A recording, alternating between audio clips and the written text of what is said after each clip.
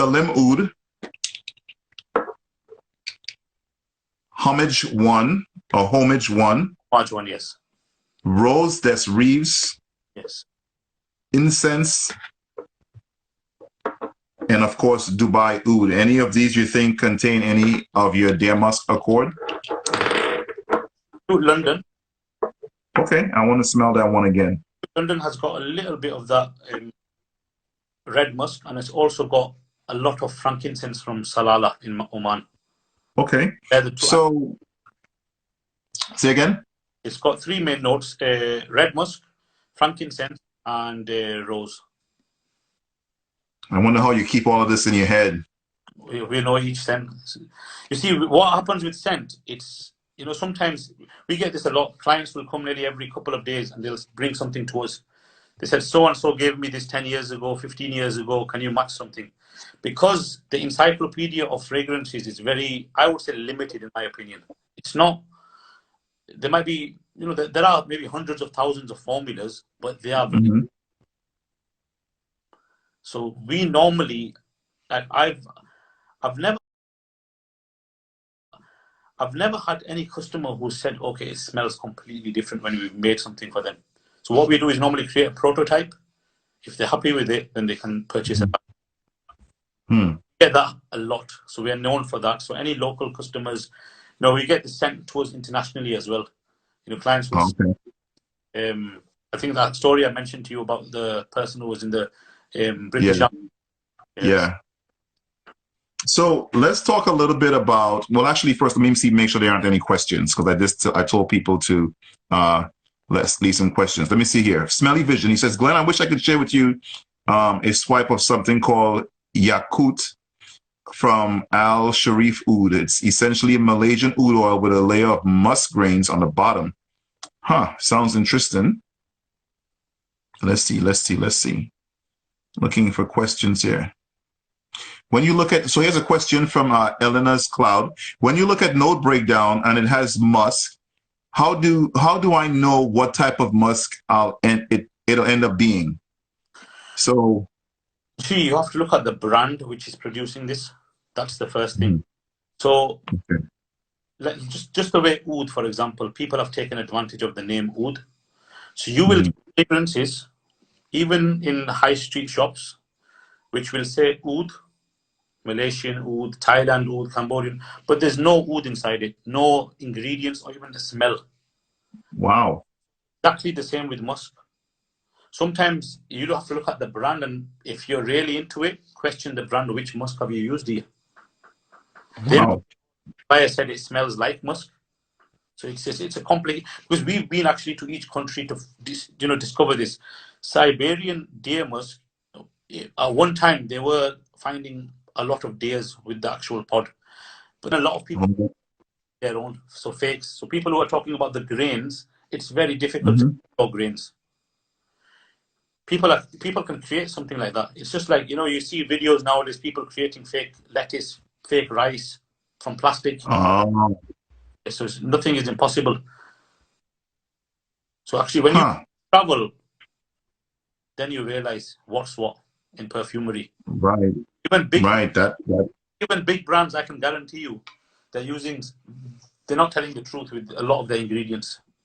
I'm not going to So how can us as perfume consumers either educate ourselves or ensure that we're getting real oud when a fragrance lists oud as an ingredient? I think there's two things. The first thing being, how deep do you want to get into it? And the second thing is, if it smells nice and you're happy, I think just keep it up to there. Okay, that sounds very, very reasonable. I know my appreciation, my sense of being able to tell whether something has some quality ingredients has changed over the years. I've been wearing and enjoying oud perfumes, but it didn't start off that way. I mean, my first real oud purchase was Oud Isfahan, which I still really like, but Oud Isfahan is so different than some of my more recent oud purchases, including, you know, oud oil attars. So, you know, as with anything else, It comes back to the point I made. People have taken advantage of that name. So, Yeah. say you've got a collection of fragrances. Now, because Oud is a new fragrance, and like Mm-hmm. in Dior with Oud Isfahan, Tom Ford with their Oud Wood. So there are Royal Oud by Creed. There are some big brands with Oud products, but when you look at their selling point, they are selling it as a Oud, but there's no Oud inside them, or maybe 100% pure Oud. So Wow. Oud notes in there. Yeah. Oud wood, you can pick some notes, but sometimes it's something which smells like oud they are referring to. Mm. So, Okay. eating something, you will describe something, this tastes like so and so, but it's not the same thing. Okay. Yes. Okay. So kind of one of those things you have to just get your hand on some, Yeah. oud and tars. We don't get too deep into it as well, because end of the day, in my opinion, with creating any product, if it's good, it's gonna, move from the shelves. People will. Mm-hmm. I think that ticks all the boxes. Yeah. Because end of the day, it's the consumers who are always, in the driving seat. If they like, Yes. they're wearing it and they're appreciating it. Why change the formula? Why put something natural? Because I'll give you a small example here. Now, this is from our experience. We have got quite a lot of knowledge in our perfume because we've been to the factories. We've created fragrances. Then we've also been into the farms, the forests to distill, ingredients. We were 2 months ago in Oman just to explore. We actually took it from the trees ourselves. Mm-hmm. Sometimes to create a nice spray, say 100 mil, using Mm-hmm. pure ingredients. So say if it's 35% oil, Mm-hmm. you can get up to 1,000, 1,500 pounds. Mm. We've created some sprays in the past, and sometimes the clients brought it back and he said it needs a little bit more oud. So another Mm-hmm. 5 grams or 5 ml of pure oud, you're looking at another 200 pounds. Mm. So it's one of those artisan, questions Right. regarding oud and the interest people take into oud, because the oud Mm. is a complicated world. People Right. sometimes hear the method people use to distill the oud. So there are some Mm-hmm. really good small brands who Mm-hmm. distill artisan way, uh, Mm-hmm. like an organic way, and they look at each step from start to end. Uh, Mm-hmm. Appreciate their work and their hard effort in finding that oud, or same with the other ingredients. Mm. So let's talk a little bit about the bespoke service that you offer. Before I get into that, I saw there was a question here from Chunk Sense. He asked, how do you think the current situation with COVID might affect your business? I live locally in Leeds, and I'm greatly looking forward to coming to your store to learn more. One thing we've been taught from my father in business, or generally, this is a motivation for everyone watching today, or anyone who gets this message. I always believe, a human has many qualities, and you can challenge anything in life, and always. Mhm. And since the COVID started, we were prepared. We knew, okay, it might be our stores might be closed for 2 months. We can't wholesale to other clients because their shops are closed as well. Mhm. But if I tell you something, it's a secret. Since the COVID, we've been more busier. Mm. So it's a strange world out there, but Hmm. frankincense, because of the benefits of frankincense, especially burning the frankincense, we've Mhm. a large amount of stock which we got back from Oman, and which our pallets arrived at the correct time. So just at the Mhm. start of March, we bought stock for 2 years, but 90% of our stock has already been sold out in 2 months. Wow. This is the actual raw frankincense, the solids, the liquids, the one you chew and eat. So we have the Yeah. green, white one, the mixed one. So kind of like this stuff right here. Yeah, that's the one. Wow. This is, I didn't know you carried that as well. Yeah, because people have seen the benefits of it. So there's numerous benefits. People say it's good for cancer, it's a spiritual remedy. People burn it in the house for viruses, for diseases, and people are in front of the news every day. They're watching the news. They're getting, Oh, what can we do to prevent this? So let's burn frankincense. That's the only they've got. wow. Incredible. All right. So let's talk about, All this last week because we say wanted again? You know, we've had a lot of orders for wholesale clients for frankincense, but we've stopped wholesaling it out now. Wow. On left. Wow. So let's talk about, I come to your store and I want to get, I want you to create something for me. What does that process look like? Normally, clients would book an appointment. That can be done, you know, through the website. So normally they will mention who they want to book the appointment with.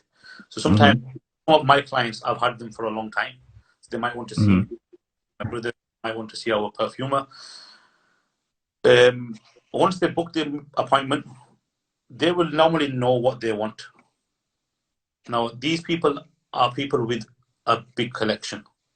And I had, he was from Malaysia, and I think his dad had a big oil firm in Malaysia, so the money wasn't an issue.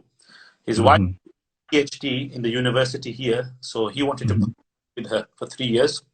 I went to his flat. He invited me once for food.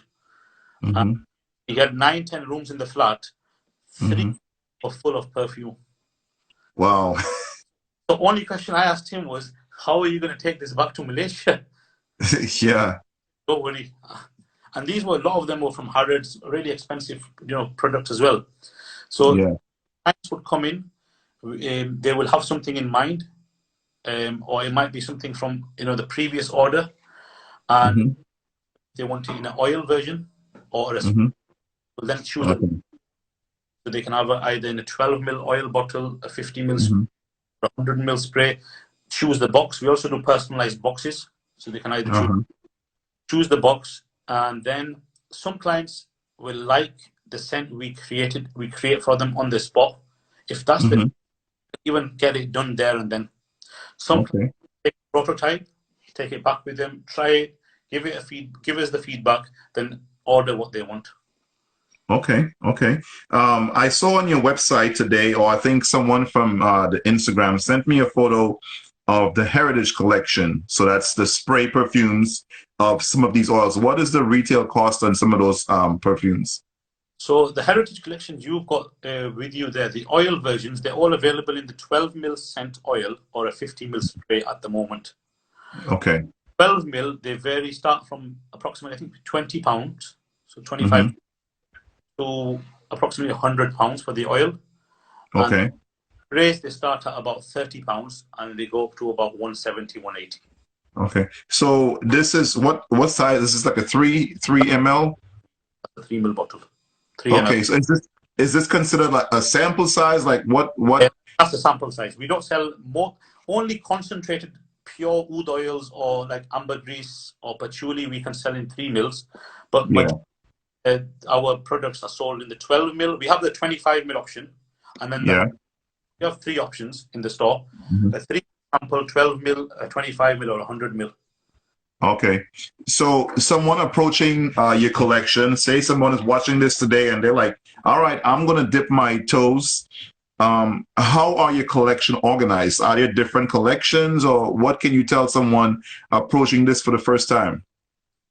With our scent oils, what we have is I would say 7-8 collections in total. 7 or 8? 7 or 8 collections. Okay. We have designer collections, so a lot of the designer scents, and then the branded.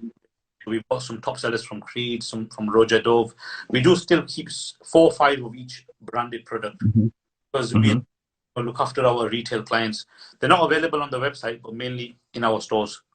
All right. So you mean the actual perfumes? Actual perfumes, yeah. Okay. Okay. So at the moment, from Roger, we've got Sultanate of Bahrain, Amber Oud, Amber Oud. From Creed, we've Irish Tweed, Creed Aventus, Silver Mountain Water, and maybe Creed Aventus Women, and Cologne. From then Amouage, we've got all their collection, Interlude, Journey. Okay. So we try to keep that up to some other Qureshi, these niche brands. Okay. Then we have the oud oils. So we have about 60, 70 oud oils. Then each raw natural ingredient, because some of our clients just want vetiver by itself. Oh, wow. Yesterday we had someone who just wanted ambergris. And I said to you, I warned him, I said, normally clients would mix something with that or take something. He said, I like it just the way it is. Wow. Some people will take sandalwood from Mysore or Australian sandalwood by itself. Then Yeah. collection. We have then the Royal Blend collection, the Silver collection. So we've got quite a few different collections. So if someone wanted to kind of start, is there any recommendations on, which of the collections they should get, or they should, is there a discovery set or? We have, if you go into the search bar on the Salim website, we have a sample. If you type in sample set, Okay. 5 different sample sets. So we have one is a top selling sample set, which is 50. Okay. You get 6 to 8 products in there. So Okay. it's of the premium range and also the economy range. So the premium Okay. will be in a 0.5 ml size, Yeah. or economy scents will be in 3 ml or 6 grams, 6 ml. Then Good. oil sample set, so just pure woods of 6 to 8. Then Mm-hmm. Amouage attars. So a lot of the viewers, if they're not familiar with the Amouage attars, they were discontinued 10 years ago. So people will be familiar with pills and sprays, but we still are one of the only brands who still retail the attars, the old attars. So there's approximately 30 different ones. So we also have a sample set for that. Okay, so if somebody wanted to buy a Amouage attar, you still sell the full Amouage attars? Full bottle as well, full box sealed, yes. Oh, I didn't know that. Oh yeah, we've got Tribute, Homage, all of them. Oh my goodness, I need to try some of those. I've heard incredible things about it, but I didn't know you were still selling the Amouage attars. Those people who So, are Tribute, Homage, and Asrar are the top 3. okay. Let's see. I think there's nothing better than them.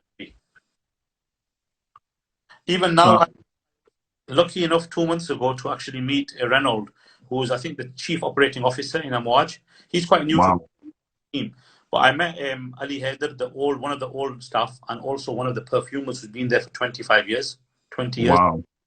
And he told me, I told him, I'm here to buy a 1 kilo of Tribute. And he said, oh, no. But they did gift me a 30 ml bottle of the old family. Nice. So they've got like Nice.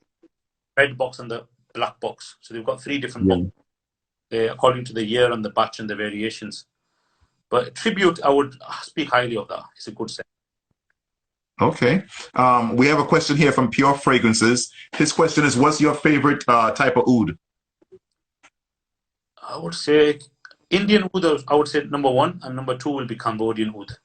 The other ouds from Sri Lanka, Indonesia, they're quite light and subtle. So I like so Cambodian and Indian oud. All right. Another question here from Chunk Sense. His question is there a difference between the oud you burn and the oud that is distilled for the oil attars? There's 2 things here. One is the oud chips, which distill the oud oils.